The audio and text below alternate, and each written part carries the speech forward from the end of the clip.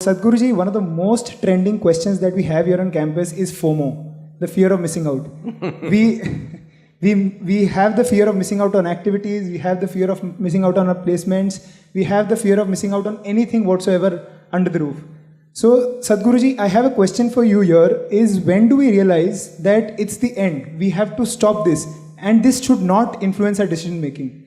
I think a lot of our community would resonate to this question, and we want your perspective on this, sir. See, fear of missing out. Let's look at life little beyond… Your stay in the educational institution is only a transition, only to equip yourself for something you have come. You have not come to an educational institution as a destination. It's a packaging place to package you nicely so that you can You packaged pretty well today, though. Thank you, sir. So, not making a commentary on education, but how we go through it. About missing out, the fear of missing out. First of all, fear. Let's address fear before we address missing out. Fear is always about what may happen or may not happen, right? Fear is not about what we are experiencing right now. What will happen is always the fear. Or in other words, your fear is about something which is not yet. Your fear is about something which does not exist. This is all management people. If there were somebody from a psychiatry department, you could have asked them, if I have fear about something that does not exist, what is my condition? They would have a title for you. Yes, NIMHANS is close by, I think. We can always consult, that is also a premier institution. We are suffering something which doesn't even exist. Yes? If you're suffering something that doesn't even exist, it is not about life, it is not about education, it's not about career, it is just about your mind being out of control. Is that not an important aspect that you should manage first before we allow you to manage an industry or a business? Is it not important, first of all, you learn to at least manage your mind? Hello?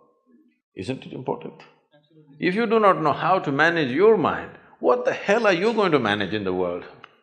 Managers are all freaking out and growing ulcers in their stomachs. Yes, today it's become normal, if you are a CEO by 45, if you don't have an ulcer, you are not a great CEO. Because you are managing by accident like this. The fear comes because there is an accidental possibility, isn't it? Tell me, let's say you don't know how to ride a bicycle. You sat on it, it was on stand, you were just pedaling for fun, and it came off stand and started rolling. Anxiety or no? Started rolling faster, fear or no? Very fast, terror or no? It's not because bicycle produces terror, it is just that you don't know how to ride. If you know how to ride, faster it goes, the better it is. Isn't it? Faster it goes, the better it is. The very basis why we created a bicycle is because we wanted to go faster than walking. That's the idea. But if you do not know how to ride, how much fear it creates. Right now your problem is not with the world, your problem is not with your education, your problem is your education system, right from kindergarten, hasn't told you a damn thing about how to manage yourself. They think you're going to manage the world without knowing how to manage yourself. When you are a mess, you can only create a mess, isn't it? You may be successful. Success happens for a variety of reasons. You know, success is not always 100% yours. There are situations, there are times which support us in many different ways. Of course, your bit is there, but just because somebody is successful, this doesn't mean they've figured out everything, this doesn't mean they're at ease with life, this doesn't mean their life is in some way fulfilled, no. Because today our idea of success is just doing little better than somebody else. You doing little better than somebody else means, and you're very happy about that, what it means is you're actually enjoying other people's failures. If somebody enjoys another person's failure, I call that sickness, not success. What do you call it? Hello? I enjoy that you failed. This is sickness, this is not success, isn't it? Unfortunately, this is how you're going. This is the reason why human potential is not unleashed. Because if you're racing with a lame person, you're just happy you're one step ahead of him. Only when you meet Mr. Bolt, you understand who the hell you are. Yes? Till then, you think you are a great runner because the other person doesn't have legs. So it's very important that there is nothing to miss out in life. Life is happening to all of us. Question is only, if I miss this party, am I missing out something?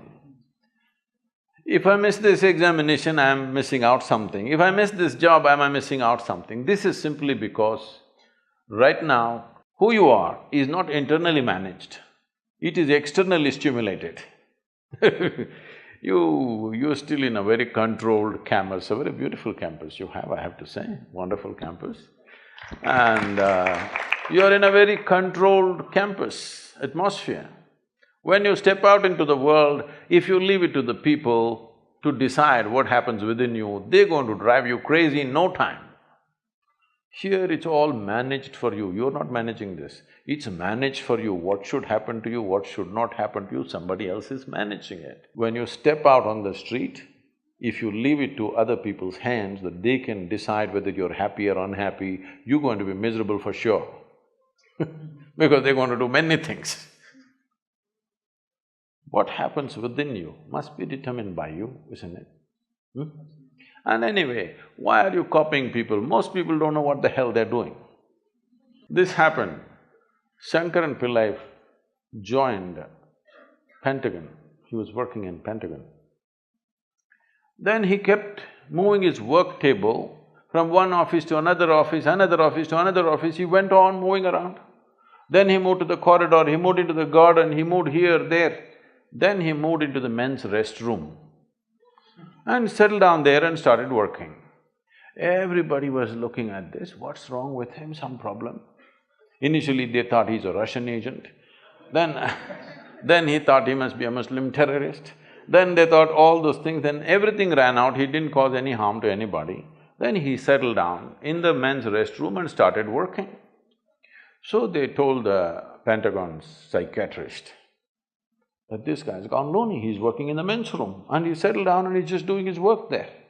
So the psychiatrist just strolled in as if he wanted to use the men's room and started chatting. Then he found he was quite normal, everything was fine with him. He said, why are you sitting in the men's room and working? He said, I moved everywhere and saw.